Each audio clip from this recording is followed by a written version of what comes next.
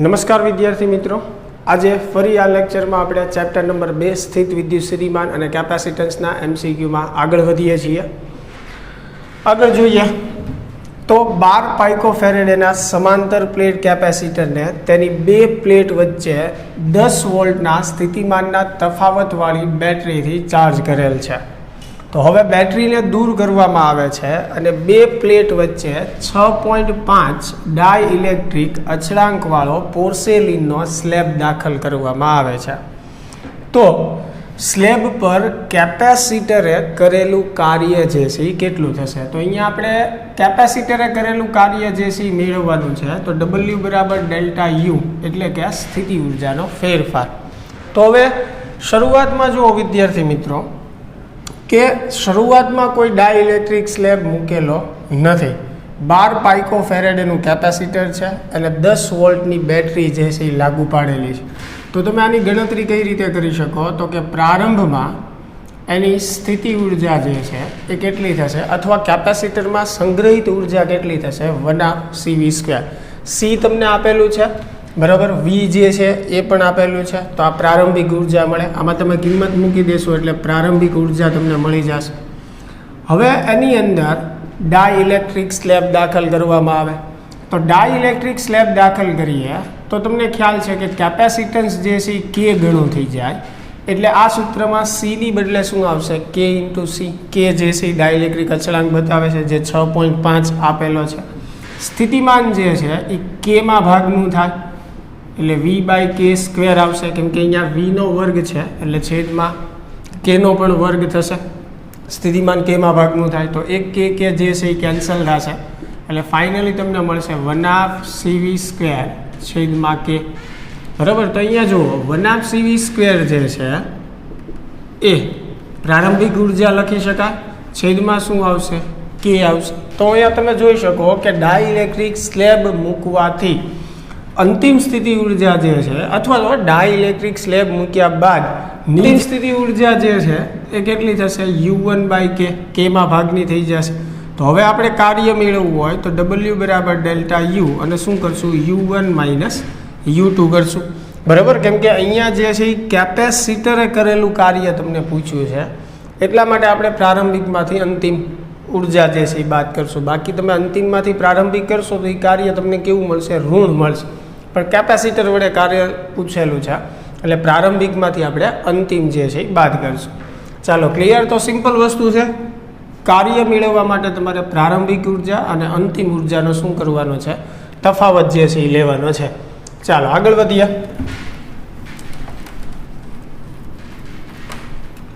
એની પછી સમાંતર પ્લેટ કેપેસિટરનું કેપેસિટન્સ C છે. હવે જો એનું કેપેસિટન્સ આપણને C આપ્યું છે, એનું સૂત્ર આપણી પાસે છે ε0A/d. હવે બે પ્લેટ વચ્ચેનું અંતર અડધું કરવામાં આવે અને એના વિસ્તારમાં ડાઇલેક્ટ્રિક માધ્યમ ભરી દેવામાં આવે, એટલે કે ડાઇલેક્ટ્રિક સ્લેબ દાખલ કરવામાં આવે. તો કેપેસિટન્સ 3C થાય છે. તો માધ્યમનો ડાઇલેક્ટ્રિક અચળાંક મેળવો. તો હવે અહીંયા જુઓ વિદ્યાર્થી મિત્રો કે નવું કેપેસિટન્સ આપણે C' કહીએ. ડાઇલેક્ટ્રિક સ્લેબ દાખલ કરવાથી કેપેસિટન્સ જે છે K ગણું થાય એટલે સૂત્ર થશે K ε0A/d. પણ હવે જુઓ તમને શું કીધું છે? બે પ્લેટો વચ્ચેનું અંતર અડધું કરવામાં આવે એટલે અંતર કેટલું આવશે? D/2 થશે. તો 2 ઉપર જશે એટલે 2K ε0A/d.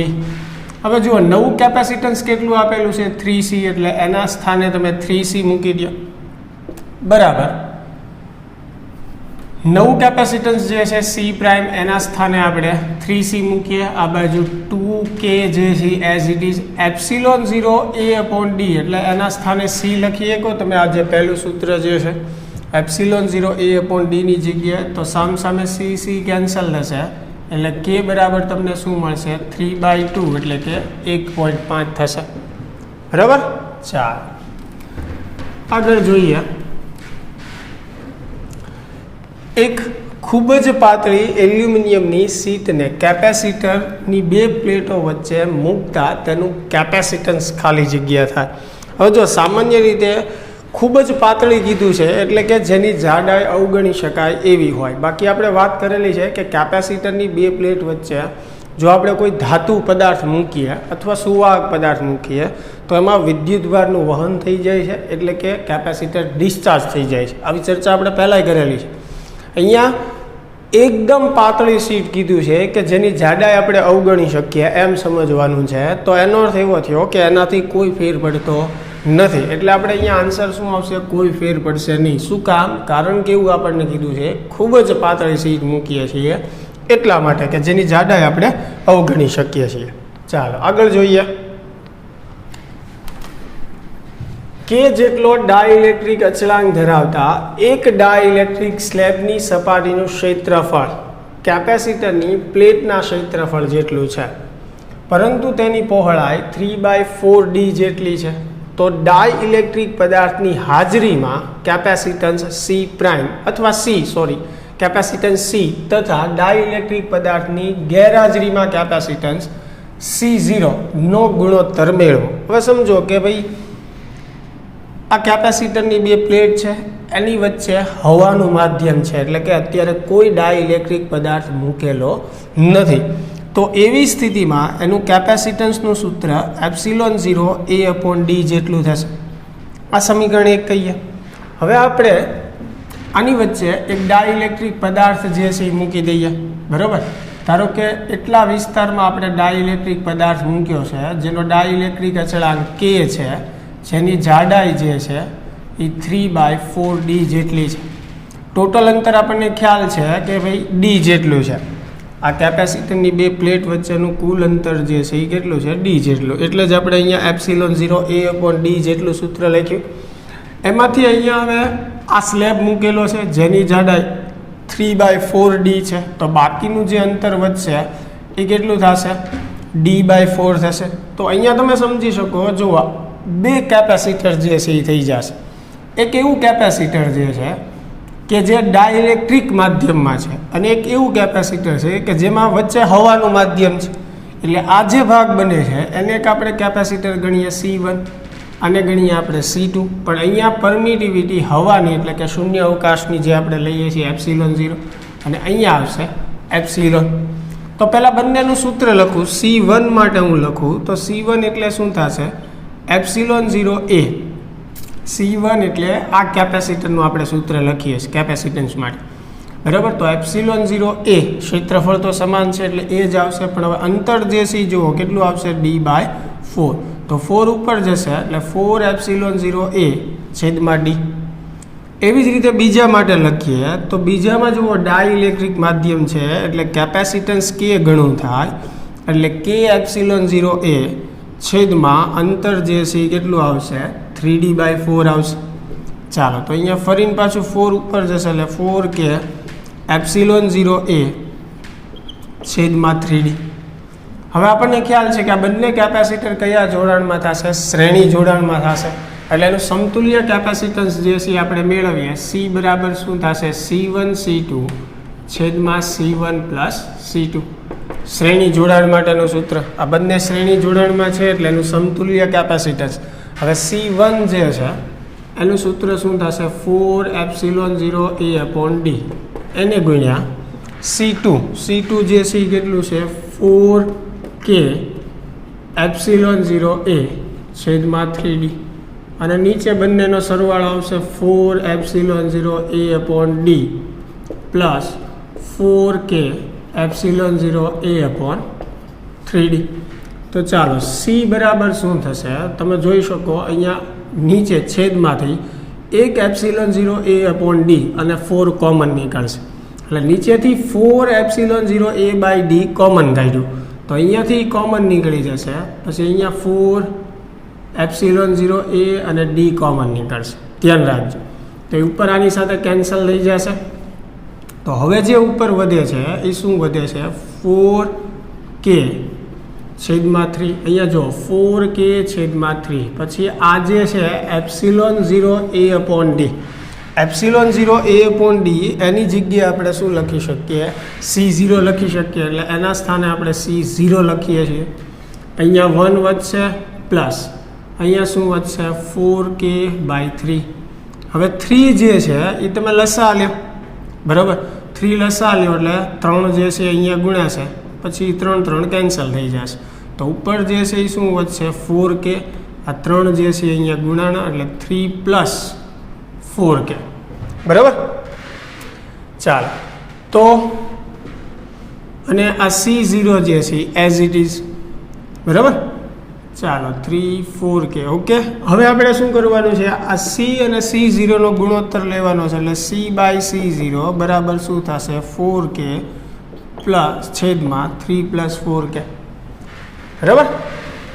ચાલો જોઈએ, કાંઈ ભૂલ નથી કરીને. C1 એકવાર સાદુરૂપ જે છે ચેક કરી લઈએ. C1 જે છે એ આનું સૂત્ર છે, આપણને સ્લેબની જાડાઈ જે છે 3D/4 આપેલી છે. બરાબર. અહીંયા k પ્લસ ને એવી રીતે એકવાર ભૂલ જોઈ લઈએ, કંઈક સહેજ ભૂલ થઈ છે. તો 4 જે છે ઉપર આવશે. પહેલાં માટે આપણે લખીએ અંતર એનું D/4 એટલે 4ε0A/d. બીજા માટે આપણે લખશું તો બીજામાં ડાઇલેક્ટ્રિક વાળું માધ્યમ છે એટલે અહીંયા K ε0A છેદમાં અંતર આવશે 3D/4. 4 જે છે એ ઉપર જશે એટલે નીચે વધશે 3D. ચાલો હવે આ બંનેનું સૂત્ર જે છે એ આપણે લખીએ C1 × C2 જે છે. બરાબર. ચાલો 3/4 છે. ઓકે, તો C1 C2 છેદમાં C1 પ્લસ C2 જે છે. બરાબર. તો C1 ની કિંમત 4ε0A/d અને ગુણ્યા 4k ε0A/3d. એવી જ રીતે નીચે જે છે એ સરવાળો આવશે અહીંયાથી. હા, એક ભૂલ થઈ ગઈ છે. જો વિદ્યાર્થી મિત્રો, અહીંયા છેદમાં આપણે 4ε0A/d જે છે એ કોમન કાઢ્યું હતું એટલે આ 4 પણ કોમન નીકળી ગયા હતા ને. એટલે ફક્ત અહીંયા શું વધવાનું છે, k/3 વધવાનું છે. ખાસ આ ધ્યાન રાખજો. એટલે અહીંયા શું આવશે, k/3 આવશે. પછી 3 આપણે લસા લેશું એટલે 3 3 કેન્સલ, નહીં 3 અહીંયા ગુણાશે એટલે 3 પ્લસ k. તો ફાઇનલી અહીંયા C/C0 આ ગુણોત્તર જે છે આપણે મેળવવાનો હતો. એટલે C/C0 જે છે એ શું આવશે 4k/k + 3 આવશે. બરાબર. આપણને શું પૂછ્યું છે, C તથા C0 નો ગુણોત્તર. એટલે આન્સર આ જ આવવાનો છે 4k/k + 3. બરાબર. આમાં જે આન્સર આપ્યો છે એ ચેક ન કરતા અહીંયા મેળવીએ છીએ આપણે. જુઓ, ડાઇલેક્ટ્રિકની હાજરીમાં કેપેસિટન્સ એટલે આ થયું C, અને ગેરહાજરીમાં કેપેસિટન્સ એટલે શું થયું C0, અને બંનેનો ગુણોત્તર આપણે મેળવવાનો છે. એટલે આપણો ફાઇનલ આન્સર જે છે એ આવશે. બરાબર. ચાલો, ક્લિયર. આગળ વધીએ.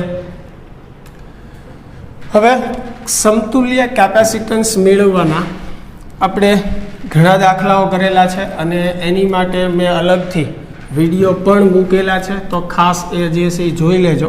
પણ ફરી પાછું MCQમાં તમને યાદ આવી જાય તો ફટાફટ જે છે એનું સોલ્યુશન કરાવી દઉં છું.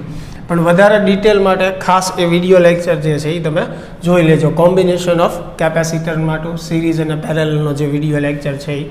હવે જો અમે પરિપથનો સમતુલ્ય કેપેસિટન્સ કીધું છે A અને B વચ્ચેનું, તો તમે અહીંયા જોઈ શકો કે આ ત્રણેય કેપેસિટર જે છે એ કયા જોડાણમાં છે, શ્રેણી જોડાણમાં છે. બરાબર. એક જ સરખો વિદ્યુતભાર જે છે એ પસાર થશે. તો શ્રેણી જોડાણમાં સમતુલ્ય કેપેસિટન્સ મેળવવું હોય તો 1/C1 + 1/C2 + 1/C3. પણ અહીંયા જુઓ 3 કેપેસિટર છે. બરાબર. એમાં એકનું મૂલ્ય જે છે એ 30 છે અને 3 કેપેસિટર છે. 30 / 3 કરો એટલે સીધું મળી જશે. આપણે ભણેલા છીએ કે સમાન મૂલ્યના કેપેસિટન્સ n જેટલા કેપેસિટર શ્રેણી જોડાણમાં જોડેલા હોય તો સમતુલ્ય કેપેસિટન્સ C/n થાય. બરાબર. આ સરળ પડે. એટલે C એટલે એક કેપેસિટરનું મૂલ્ય અને n એટલે કેપેસિટરની સંખ્યા. તો અહીંયા એકનું મૂલ્ય 30 છે, સંખ્યા કેટલી છે 3. આ જ વસ્તુ જો સમાંતર જોડાણ માટે હોય તો n × C થાય. બરાબર. કેમ કે સમાંતર જોડાણમાં સમતુલ્ય કેપેસિટન્સ કઈ રીતે મળે છે, C1 + C2 + C3 એવી રીતે આપણને મળે છે. તો આ ખાસ યાદ રાખજો. MCQમાં એમાં ઘણી હેલ્પ રહેશે એનાથી. ચાલો, એની પછીનો પ્રશ્ન જે છે પરિપથમાં સમતુલ્ય કેપેસિટન્સ સેમ રીતનો છે, કોઈ ચેન્જીસ નહીં. પણ અહીંયા શું કર્યું છે, અને 60 માઇક્રોફેરેડે લઈ લીધું છે. તો સૂત્ર આમાં જ આવશે 1/C = 1/C1 + 1/C2 + 1/C3. આનું સાદું રૂપ આપી દો. પણ એ ખાસ ધ્યાન રાખજો કે છેલ્લે તમારે C મેળવવાનું હોય છે એટલે C ને સૂત્રનો કરતા બનાવવાનો છે. બહુ ઇઝી અને બેઝિક પ્રશ્નો છે. ચાલો આગળ જોઈએ.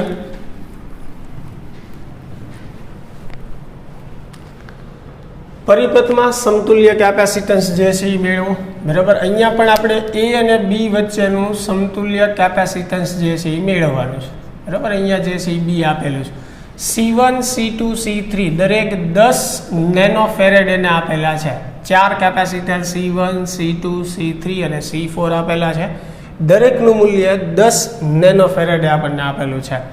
તો હવે વિદ્યાર્થી મિત્રો તમે જોઈ શકો કે આ એ છેડામાંથી જ્યારે ચાર્જ વિદ્યુતભાર નીકળશે તો અહીંયા થોડોક વિદ્યુતભાર ઉપર જશે, જે અહીંયા પણ ડિવાઈડ થઈ જશે. એવી જ રીતે બાકીનો વિદ્યુતભાર નીચે આવશે, એ પણ આ બંને શાખામાં વિભાજિત થઈ જશે. તો તમે જુઓ ચારેય કેપેસિટરમાં વિદ્યુતભારનું વિભાજન થઈ રહ્યું છે. એટલે આ ચારેય કયા જોડાણમાં કહેવાશે? સમાંતર જોડાણમાં. બરાબર છે, દરેકનું મૂલ્ય સમાન છે. તો સમાંતર જોડાણમાં હમણાં જ મેં વાત કરી n × c. n એટલે કેપેસિટરની સંખ્યા, 4 છે. c એટલે એકનું મૂલ્ય 10 છે. તો 10 × 4 એટલે કેટલું આવશે? 40 નેનો ફેરેડ.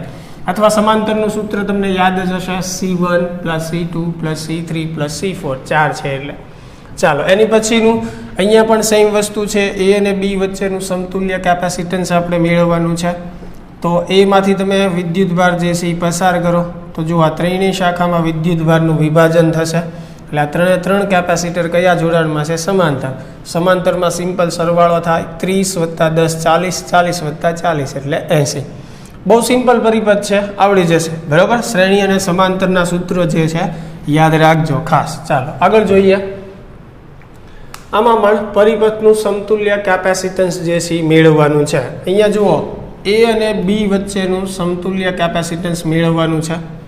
બરાબર, એ બિંદુ અહીંયા આપેલું છે. તો તમે હવે ધ્યાનથી જોજો, એથી ચાર્જ નીકળે તો સૌ પ્રથમ તો એ અહીંયા ડિવાઈડ થઈ જશે. અમુક ચાર્જ આ બાજુ જશે, અમુક ચાર્જ જે છે ઉપર. હવે આ ચાર્જ જે છે જ્યારે ઉપર જશે તો ફરીને પાછું જો અહીંયાથી વિભાજિત થશે. એટલે તમે એ જોઈ શકો કે આ શાખા અને આ શાખા સમાંતરમાં છે. પણ જો આપણે અહીંયાથી ઉપર તરફ જઈએ અને તમે આગળ જતા વિચારો તો આ બંને કેપેસિટર જે છે એ શ્રેણી જોડાણમાં થશે. જુઓ, જેટલો ચાર્જ આમાંથી પસાર થશે એટલો જ ચાર્જ આ બીજા કેપેસિટરમાંથી પસાર થશે. એટલે આ બંને શ્રેણી જોડાણમાં છે. એટલે આ બંનેનું તમે સમતુલ્ય મેળવશો. 200 પાઇકોફેરેડે અને 200 પાઇકોફેરેડે એના મૂલ્ય છે.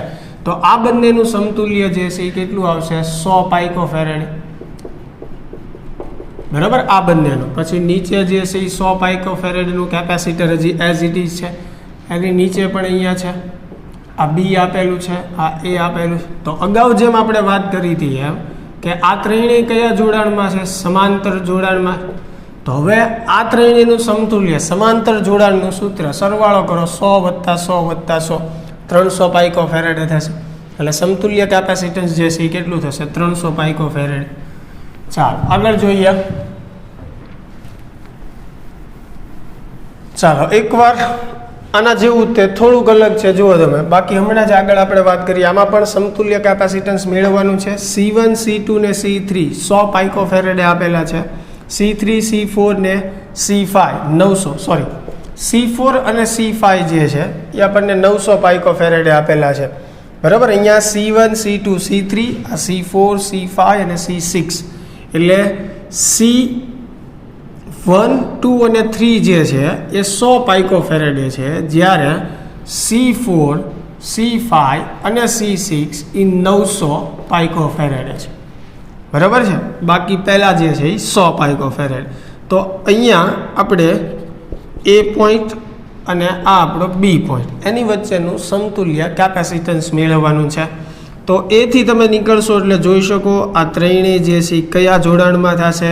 સમાંતર જોડાણમાં થશે. બરાબર, 3માં વિદ્યુતભાર વિભાજિત થઈ જશે અને એની કિંમત આપેલી છે 100. તો એનું સમતુલ્ય કેટલું થશે? 300 પાઇકોફેરેડ. ચાલો એની પછી તમે જોઈ શકો આ ત્રણ જે છે પાછા શેમાં છે? શ્રેણીમાં. અથવા હા ચાલો ઇઝી પર છે, પહેલાં 3ને ઉકેલી નાખીએ. એ 900 પાઇકોફેરેડનું મૂલ્ય ધરાવે છે એવા 3 કેપેસિટર શ્રેણીમાં છે. એટલે ભાંગ્યા આપણે શું કરશું? 3 કરશું. C/n જે મેં હમણાં શીખવાડ્યું હતું, એકનું મૂલ્ય છેદમાં સંખ્યા જે છે તો 3ની વાત કરીએ છીએ અત્યારે. બરાબર છે, એટલે એ જે છે એ પણ કેટલું આવશે? 300 પાઇકો ફેરેડે આવશે. અહીંયા તમારો એ પોઈન્ટ, આ બી પોઈન્ટ. આ જે 300 પાઇકો ફેરેડ છે આનું સમતુલ્ય છે આ ત્રણેયનું સમતુલ્ય આ 300 પાઇકો ફેરેડ. હવે આ બંને પણ શેમાં થશે? શ્રેણીમાં. જુઓ, એથી ચાર્જ નીકળશે, બંનેમાં એક જ સરખો પસાર થશે, એટલે આ બંને પણ શ્રેણી જોડાણમાં થશે. તો હવે એનું સમતુલ્ય તમે મેળવશો તો કેટલું આવશે? 150 પાઇકો ફેરેડે આવશે. હવે તો આવડવું જોઈએ આવું. ચાલો આગળ વધીએ.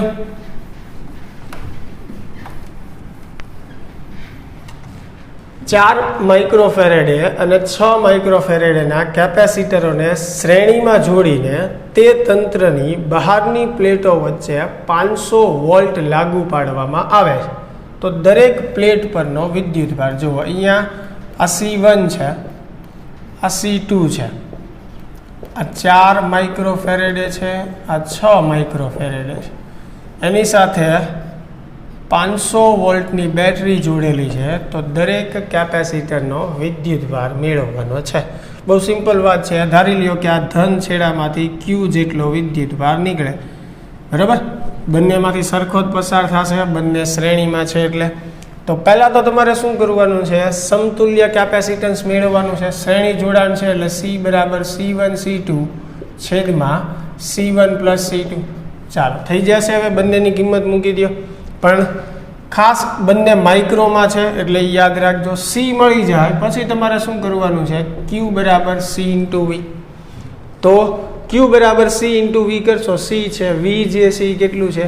500 વોલ્ટ છે. એટલે કુલ વિદ્યુતભાર જે છે એ તમને મળી જશે. અને આ બંને શ્રેણી જોડાણમાં છે એટલે બંનેમાંથી એક જ સરખો વિદ્યુતભાર જે છે એ પસાર થશે. બરાબર? ચાલો ક્લિયર, આગળ વધીએ.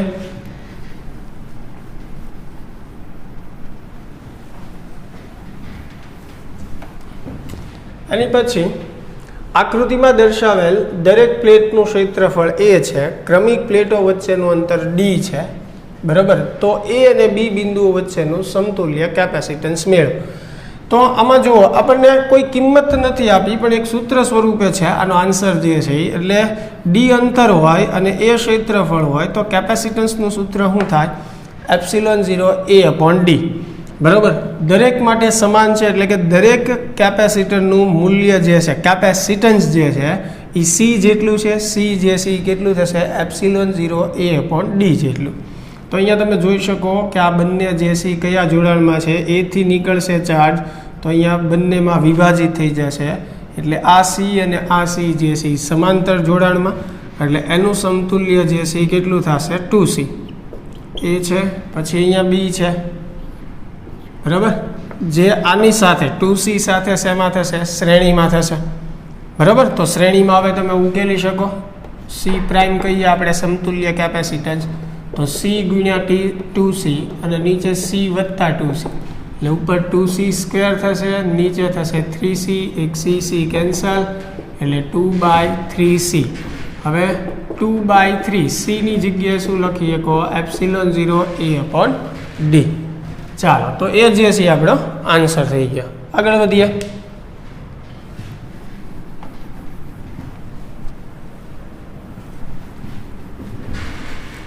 ચાલો એની પછી જોઈએ કે દરેક 9 પાઇકો ફેરેડે કેપેસિટન્સ ધરાવતા 3 કેપેસિટરને શ્રેણીમાં જોડેલું. તો સંયોજનનું કેપેસિટન્સ મેળવો. હવે આવડવું જોઈએ તમને, એકદમ ઇઝી છે એટલે તમારી ઉપર છોડું છું, મેળવી લેજો. એની પછી સમાન મૂલ્યના 4 કેપેસિટરને શ્રેણીમાં જોડતા એનું સમતુલ્ય કેપેસિટન્સ CS મળે છે. તો એ કેટલું થશે? C/4 થશે. સમાન મૂલ્ય, ધારો કે દરેકનું મૂલ્ય C છે, એવા 4 કેપેસિટર છે જેને શ્રેણીમાં જોડ્યા છે તો એનું સમતુલ્ય કેપેસિટન્સ કેટલું થાય? C/4 થશે, બરાબર? પછી સમાંતરમાં જોડતા સમતુલ્ય કેપેસિટન્સ CP મળે છે. તો સમાંતરમાં જોડીએ ત્યારે CP મળે છે. તો સમાંતરમાં કેટલું થશે? 4 × C થશે, બરાબર? N × C હમણાં શીખવાડ્યું હતું એ પ્રમાણે. તો C કેન્સલ થશે, 4 છેદમાં આવશે એટલે 1/16. તો CS/CP આપણે મેળવવાનું છે. તો અહીંયા CS/CP કેટલું થશે? 1/16 થશે. ચાલો આગળ જોઈએ.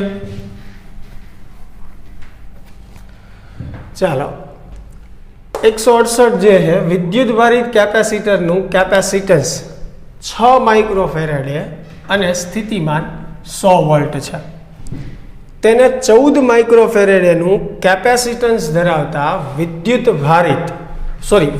ભાર રહિત કેપેસિટર સાથે સમાંતરે જોડીને દૂર કરતા 6 માઇક્રોફેરેડે અને 14 માઇક્રોફેરેડે પરના વિદ્યુત ભારનો ગુણોત્તર અને 6 માઇક્રોફેરેડેનું વિદ્યુત સ્થિતિમાન કેટલું થશે? હવે જુઓ વિદ્યાર્થી મિત્રો, શરૂઆતમાં એક કેપેસિટર છે જેનું મૂલ્ય 6 માઇક્રોફેરેડે છે, એની સાથે 100 વોલ્ટની બેટરી જે છે એ જોડેલી છે, બરાબર, પ્રારંભમાં.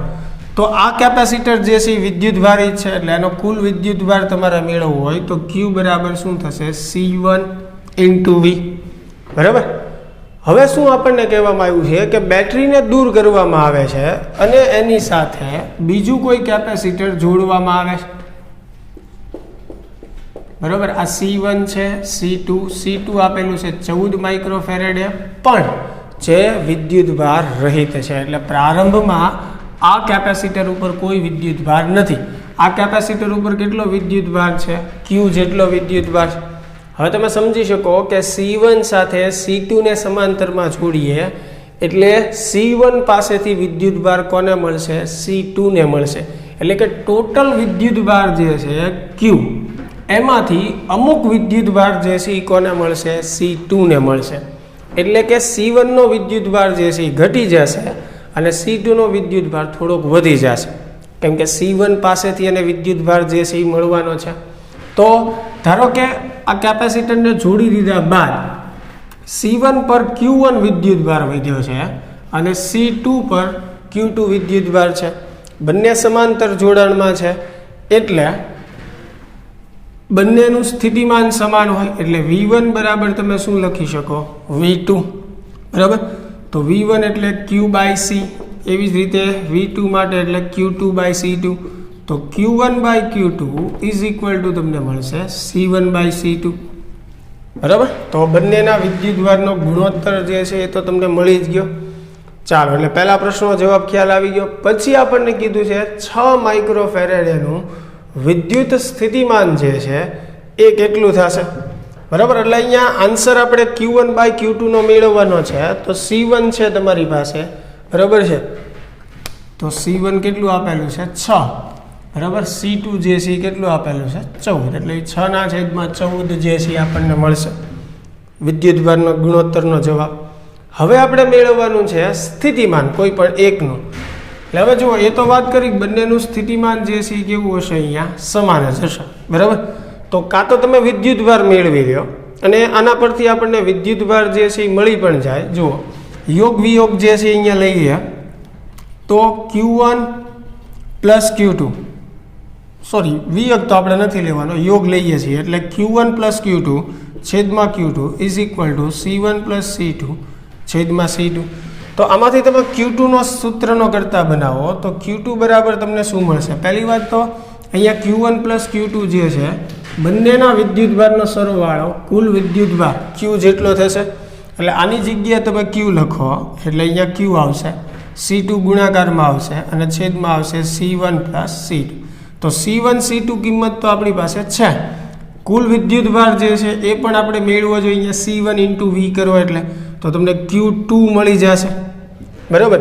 Q2 મળી જાય પછી તમે V2 મેળવો તો V2 નું સૂત્ર આપણે લખ્યું હતું Q2/C2, બરાબર. તો Q2 તમે અહીંયા મેળવ્યું છે, C2 તમારી પાસે છે તો V2 મળી જશે.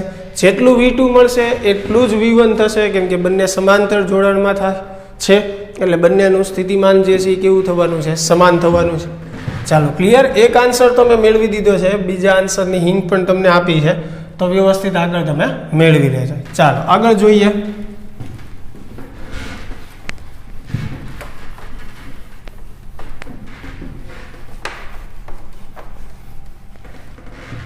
ચાલો, બે સમાંતર પ્લેટોનું ક્ષેત્રફળ A છે અને તેમની વચ્ચે ડાયરેક્ટ માધ્યમને આકૃતિમાં દર્શાવેલ છે, તો એનું કેપેસિટન્સ જે છે એ મેળવો. તો જુઓ, આ જે છે એનું કેપેસિટન્સ K1 છે, અહીંયા જે છે K2 છે, આ અંતર જે છે D આપેલું છે, બરાબર આપણને. અને સમતુલ્ય કેપેસિટન્સ મેળવવાનું છે. તો ડાઇલેક્ટ્રિક માધ્યમમાં જુઓ આ બે કેપેસિટર છે. અહીંયા પહેલા માટે સૂત્ર લખવું તો C1 બરાબર K1 એપ્સિલોન 0 A/D. બીજા માટે લખીએ આપણે તો K2 એપ્સિલોન 0 A/D. તો આ બંને કયા જોડાણમાં થશે? શ્રેણી જોડાણમાં થશે. એટલે એનું સમતુલ્ય કેપેસિટન્સ મેળવવા માટે C બરાબર સૂત્ર આવશે C1 C2 છેદમાં C1 પ્લસ C2. ચાલો C1 C2 ની કિંમત મૂકી દો અને સાદુરૂપ આપી દો એટલે સમતુલ્ય કેપેસિટન્સ મળી જશે. પણ તમને અહીંયા જે ઓપ્શન આપ્યા છે એ પ્રમાણે આમાં K1 જે છે એ તમને એક આપેલું છે. અહીંયા પ્રશ્નમાં થોડી ભૂલ છે એટલે એ સુધારો હું અહીંયા તમને બતાવું છું. K1 એક લેવાનું છે, જ્યારે K2 જે છે એ 2 લેવાનું છે. તો તમે અહીંયાથી પણ કિંમત મૂકી શકો છો. K1 જે છે 1 લઈ લો, K2 જે છે 2. પણ જરૂરી નથી કે એની કિંમત આપેલી હોય, સિમ્પલ આવી રીતે પણ આપી શકે. તો K1 અને K2 જે છે એ સૂત્રમાં એઝ ઇટ ઇઝ રહેશે. તો આન્સર એ પ્રમાણે આવશે. જો તમને K1 K2 ની કિંમત આપી છે તો એ મૂકી દો, બરાબર. પણ આ બંને કેપેસિટર શ્રેણી જોડાણમાં છે એટલે શ્રેણી જોડાણના સૂત્રથી આપણે એને ઉકેલવાના છે. ચાલો આગળ વધીએ.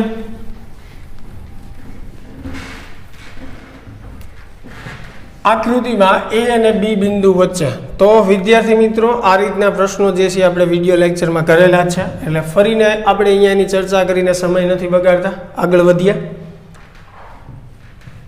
ચાલો આ પ્રશ્ન પણ આપણે વિડીયો લેક્ચરમાં સોલ્વ કરેલો છે, તો ખાસ વિડીયો લેક્ચર જે છે એ જોઈ લેજો.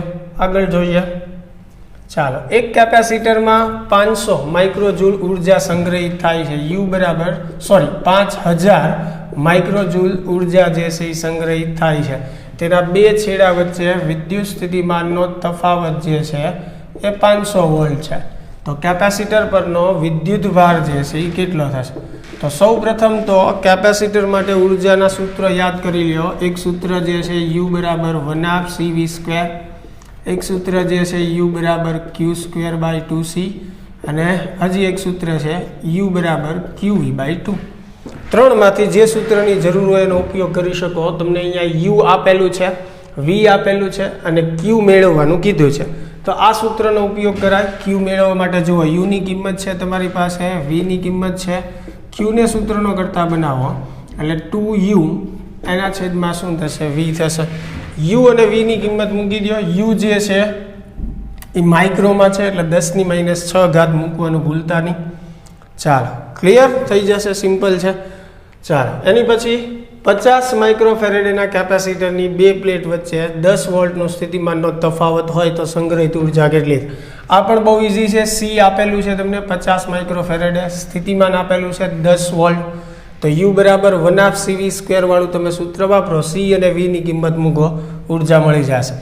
એની પછી જે છે 200 કુલમ વીજભાર ધરાવતા સમાંતર પ્લેટ કેપેસિટરની બે પ્લેટ વચ્ચે 1000 મિલીજૂલ ઉર્જા સંગ્રહ પામે છે.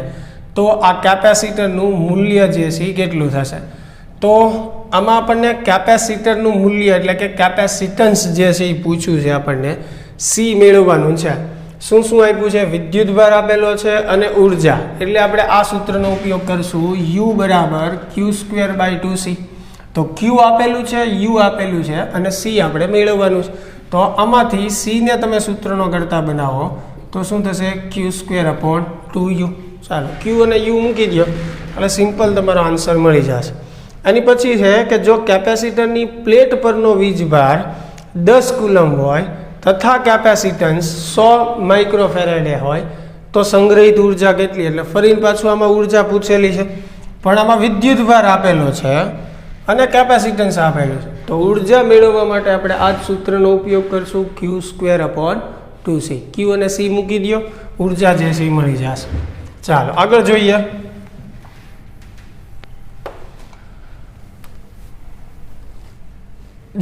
જો કેપેસિટરની પ્લેટ પરનો વીજભાર અડધો કરવામાં આવે તો સંગ્રહિત ઉર્જા કેટલી થાય? હવે તમે સમજો કે ધારો કે પ્રારંભમાં એના વિદ્યુતભાર જે છે એ Q છે, તો ઉર્જાનું સૂત્ર શું થાય? Q²/2C.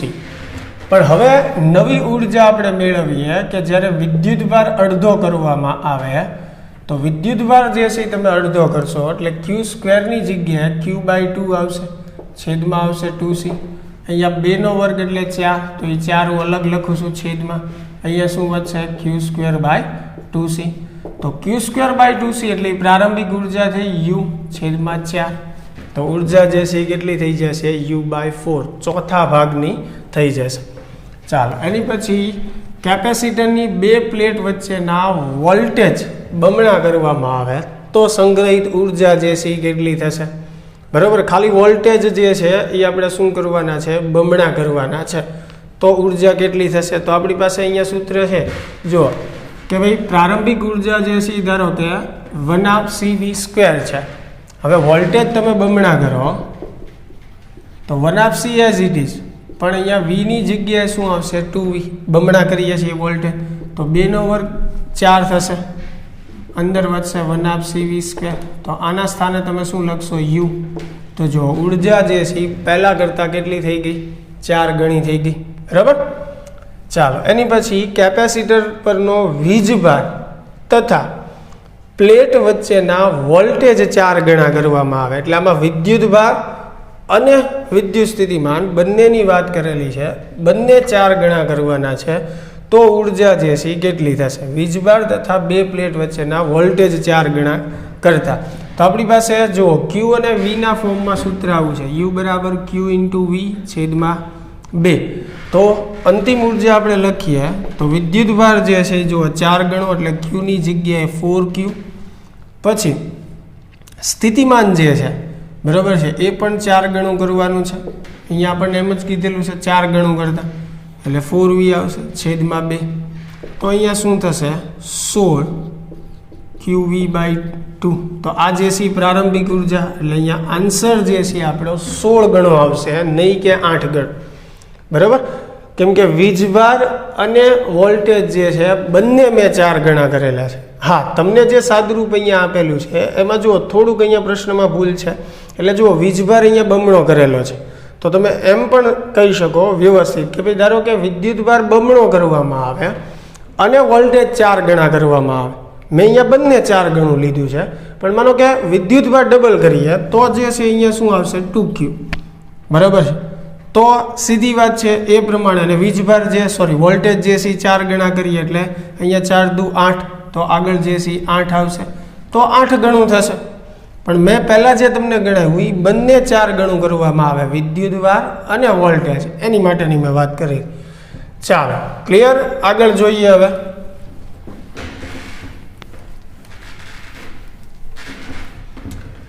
જો કેપેસિટર પરનો વિદ્યુતભાર 5 કુલમ્બ વધારવામાં આવે તો તેમાં કેપેસિટરમાં સંગ્રહિત ઉર્જા 21% વધે છે. એટલે જો એની ઉર્જામાં થતો વધારો જે છે એ 21%નો છે. તો કેપેસિટર પરનો વિદ્યુતભાર મેળવો અથવા કેપેસિટર પરનો શરૂઆતનો વિદ્યુતભાર મેળવો એમ. ચાલો તો ધારી લઈએ, ધારો કે એનો પ્રારંભિક વિદ્યુતભાર Q1 જે છે એ Q છે. હવે 5 કુલમ્બ વિદ્યુતભાર વધારવું એટલે અંતિમ વિદ્યુતભાર એનો કેટલો થાય? Q+5 થશે. બરાબર. સંગ્રહિત ઉર્જા જે છે 21% વધે છે વિદ્યુતભારમાં વધારો કરતા. તો ધારો કે પ્રારંભિક ઉર્જા એની u ગણીએ. હવે 21% ઉર્જામાં વધારો થાય તો 21% એટલે 0.21 થયું, પર્સન્ટેજ દૂર કરીએ તો, એટલે u + 0.21 u જેટલી ઉર્જા વધશે. એટલે u2 જે છે કેટલું આવશે? 1.21 u જેટલી. બરાબર, u + 0.21 u. તો શરૂઆતનો વિદ્યુતભાર આપણે મેળવવાનો છે. કેપેસિટર માટે આપણે ઉર્જાનું સૂત્ર જે છે લખીએ તો u બરાબર શું થશે? q²/2c. હવે ત્રુટિ લાગુ પાડીએ આમાં તફાવત, તો આને આમ લખીએ કો ΔU/u = q² છે, 2 આગળ આવશે ΔQ/q. કેપેસિટન્સનો ફેરફાર તો અહીંયા 0 ગણશું આપણે. બરાબર. તો ΔU/u = 2 ΔQ/q. તો હવે ΔU/u જે છે તમે પર્સન્ટેજમાં લખશો તો પણ ચાલશે. તો એ તમને કેટલો મળે છે? અહીંયા 21%, કેમ કે આપેલું છે. બરાબર. સ્થિતિ ઉર્જાનો જે ફેરફાર થયો એ કેટલો થયો છે? 21%નો. એટલે એ તમારી માટે 21% ગણાશે, છેદમાં 2 આવશે. એટલે એના પરથી તમને શું મળશે? ΔQ/q.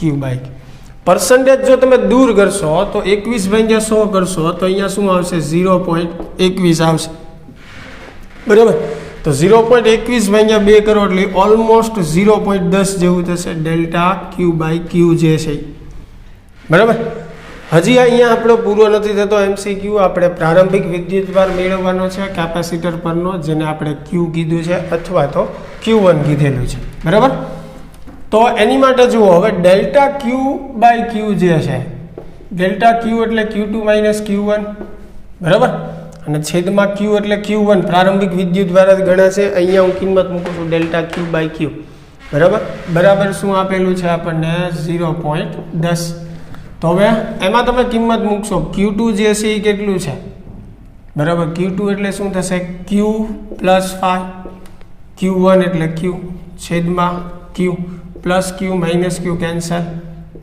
0.10 તો આપણે મેળવવાનું છે Q તો ઉપર તો અહીંયા 5 વધે છે છેદમાં Q છે બરાબર 0.10 છે તો Q બરાબર શું થશે 5/0.10 એટલે કેટલું આવશે 50 કુલમ આવશે એટલે કેપેસિટર પરનો પ્રારંભિક વિદ્યુતભાર જે છે એ કેટલો થશે 50 કુલમ થશે ચાલો ક્લિયર થોડુંક સમજવા જેવું હતું એટલે તફાવત જે છે આપણે જે ત્રુટિ લાગુ પાડતા 11મા ધોરણથી તમે શીખતા હો છો એ જ રીતે આપણે ગણેલું છે એટલે એના પરથી આપણે ઉર્જાનો જે ફેરફાર આપેલો છે એટલે કે ઉર્જાને જે ટકાવારી આપણને આપેલી છે એના પરથી વિદ્યુતભાર જે છે એનો ફેરફાર મેળવ્યો અને એમાં કિંમત મૂકીને આપણે પ્રારંભિક વિદ્યુતભાર જે છે એની ગણતરી કરી ચાલો આગળ વધીએ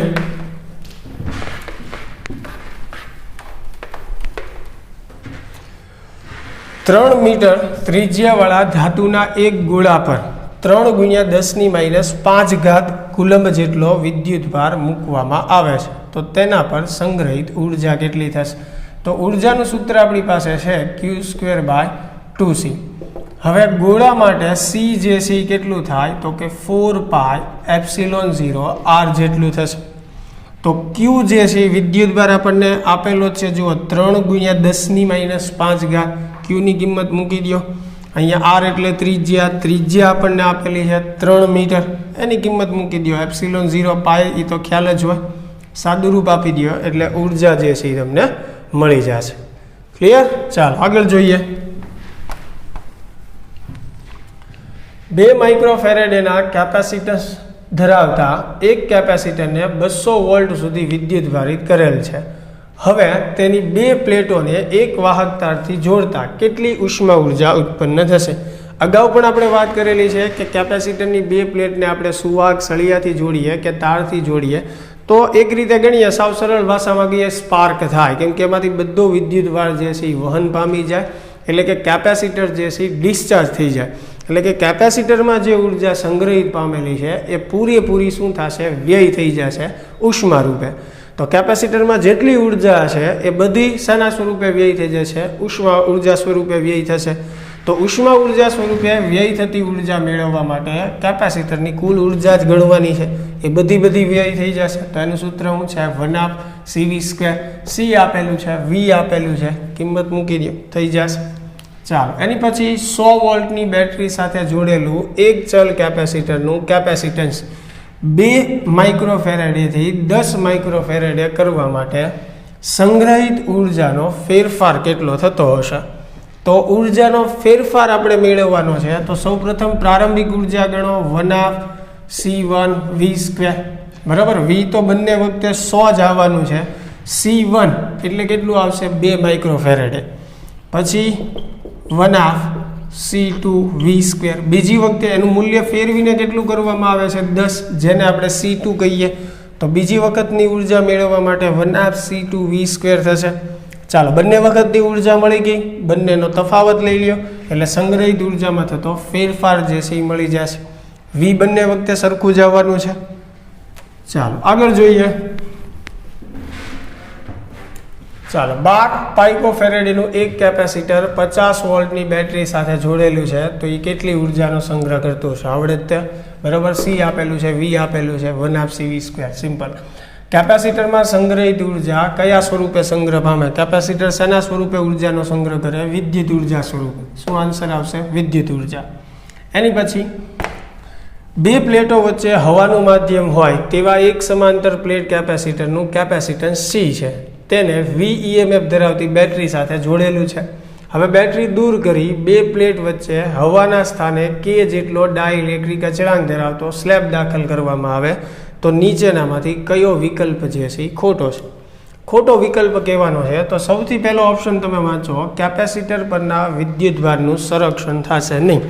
સંરક્ષણ થશે નહીં એટલે શું થયું? સંરક્ષણ ન થવું એટલે શું? જુઓ, સંરક્ષણ એટલે એક સમાન રહેવું. અહીંયા શું કીધું છે? જુઓ, કેપેસિટર પરના વિદ્યુતભારનું સંરક્ષણ થશે નહીં.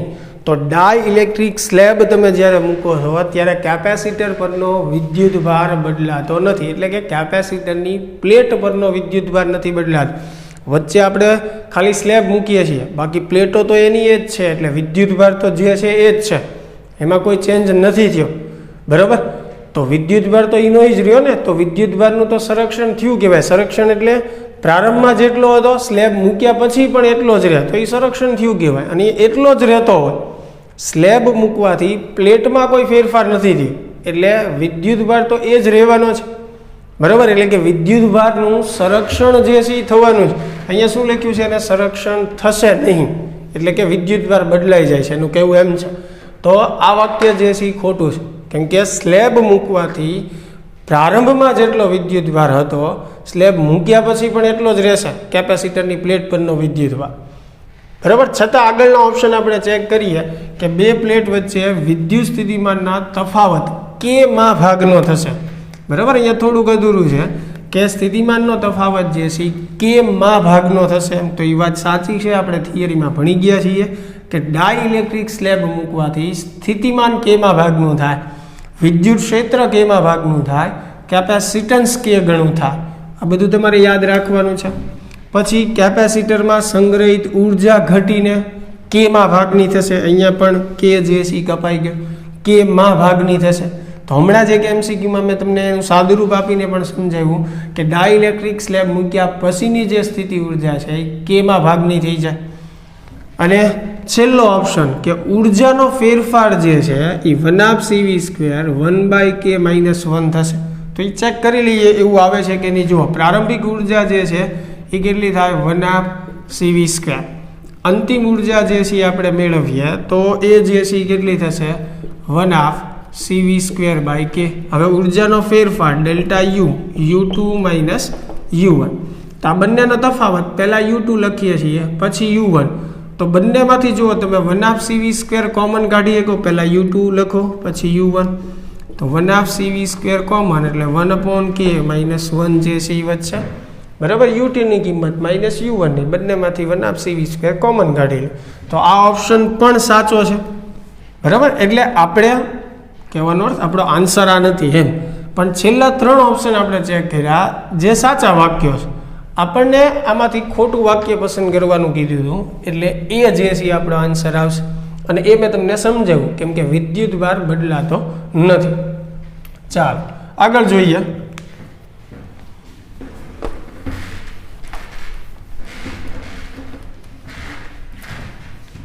વિદ્યુતભારિત સમાંતર પ્લેટ કેપેસિટરની વિદ્યુત સ્થિતિ ઉર્જા U0 છે. કે જેટલો ડાઇલેક્ટ્રિક અચળાંક ધરાવતા સ્લેબને તેની વચ્ચે મૂકતા સ્થિતિ ઉર્જા કેટલી થાય? કેમાં ભાગની. પ્રારંભિક ઉર્જા U0 હોય તો સ્લેબ મૂક્યા પછી કેમાં ભાગની, એટલે U0/K થશે.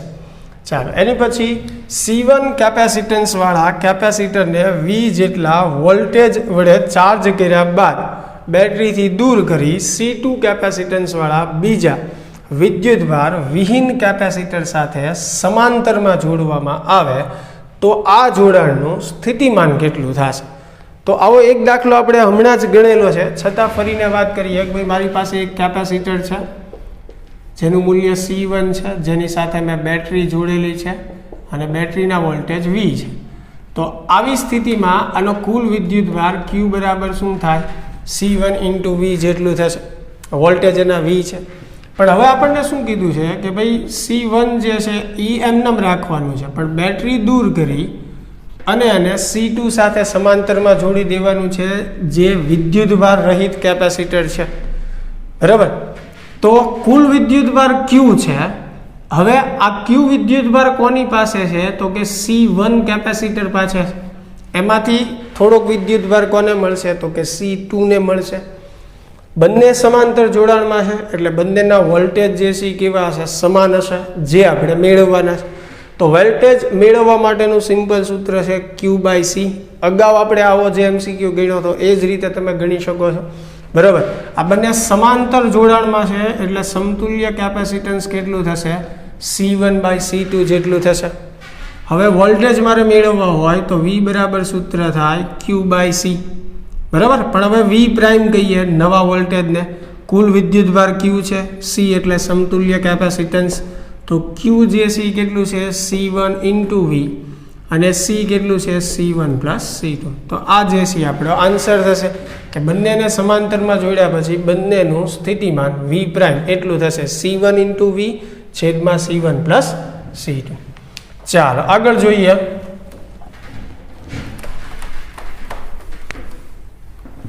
વિદ્યુત ભારિત કરેલા ગોળાકાર વાહક માટે વિદ્યુત સ્થિતિમાન. જો ગોળાકાર વાહકની વાત કરેલી છે તો અગાઉ આપણે આ વાત કરેલી છે. ગોળાકાર વાહક જે છે એની અંદર સ્થિતિમાન અચળ હોય અને એ શેની જેટલું હોય તો કે જેટલું એની સપાટી પર હોય, બરાબર. તો અહીંયા પહેલો જ ઓપ્શન જે છે સમગ્ર ગોળામાં બધી જ જગ્યાએ સરખું હોય, જેટલું સપાટી ઉપર એટલું. બાકીના ઓપ્શન તમે વાંચશો એટલે ખ્યાલ જ આવી જશે કે એ સાચા નથી. ચાલો એની પછી જોઈએ આગળ. L જેટલી બાજુની લંબાઈ ધરાવતા સમઘનના દરેક શિરોબિંદુ પર -Q જેટલો વિદ્યુતભાર છે તો કેન્દ્ર આગળ Q જેટલા બિંદુઓત વિદ્યુતભારની સ્થિતિ ઉર્જા ખાલી જગ્યા થશે. તો ફરીને પ્રશ્ન રિપીટ થયો છે, અગાઉના લેક્ચરમાં આપણે કરેલો છે એટલે અહીંયાની ચર્ચા નથી કરતા. આગળના MCQ જોઈએ. 4 માઇક્રોફેરેડેના 3 કેપેસિટરને કેવી રીતે જોડવામાં આવે કે જેથી સમતુલ્ય કેપેસિટન્સ 6 માઇક્રોફેરેડે મળે. એટલે અહીંયા જો તમને એવું કહી દીધું છે કે તમારી પાસે 4 માઇક્રોફેરેડેના 3 કેપેસિટર છે. બહુ સિમ્પલ પ્રશ્ન છે, જેનું સમતુલ્ય તમારે 6 માઇક્રોફેરેડે જોતું છે તો એની ગોઠવણ કઈ રીતે કરવી. દાખલા તરીકે ત્રણેયને તમે શ્રેણીમાં જોડી દેશો તો 6 નહીં આવે, ત્રણેયને સમાંતરમાં જોડી દેશો તોય સમતુલ્ય 6 નહીં થાય. તો હવે તમારે વિચારવાનું છે કે એને કેવી રીતે જોડીએ કે જેથી સમતુલ્ય કેપેસિટન્સ 6 માઇક્રોફેરેડે જે છે એ આપણને મળે. તો આનો જવાબ પણ તમારી ઉપર છોડું છું, સિમ્પલ છે, આવડી જશે. આપણે આવા ઘણા પરિપથ કરેલા, તો એની ઉપરથી તમે વિચારી શકશો. તો વિદ્યાર્થી મિત્રો, આ લેક્ચરમાં આપણે અહીંયા સુધી રાખીએ છીએ. આશા છે કે વ્યવસ્થિત દરેક MCQ સમજણ હશે. મળીએ હવે નેક્સ્ટ લેક્ચરમાં. Thank you.